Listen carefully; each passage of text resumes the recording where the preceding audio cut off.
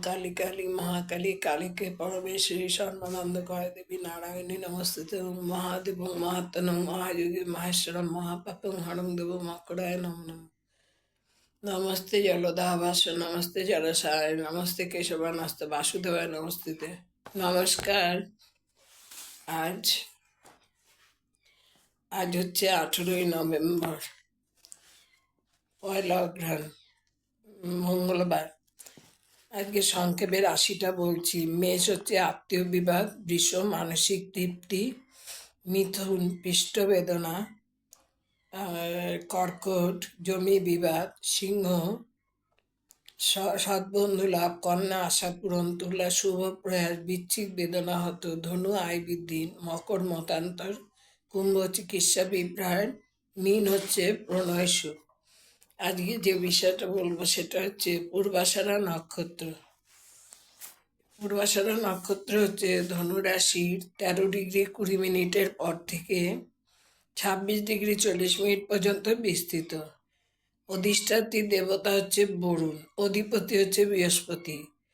খট্টাকৃতি মতান্তরে সুপ্রাকৃতি, প্রতীক হাত পাখা, সমন্বিত তারকা সংখ্যা 4, উদিত লগ্ন মীন।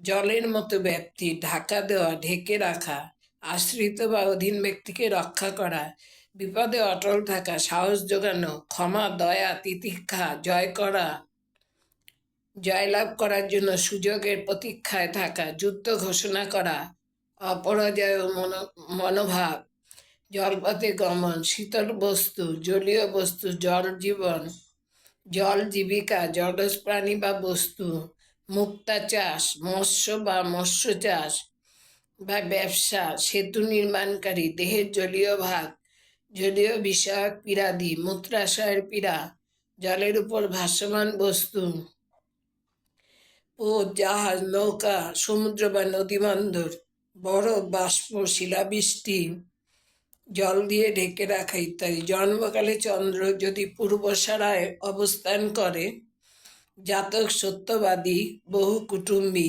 রাজপূজ্য, ধনভাগী, পুত্রদুহিতা সম্পন্ন, পুনরায় স্থূলদেহী, চক্ষুরোগী, বাচাল ও কলহ পরায়ণ হয়।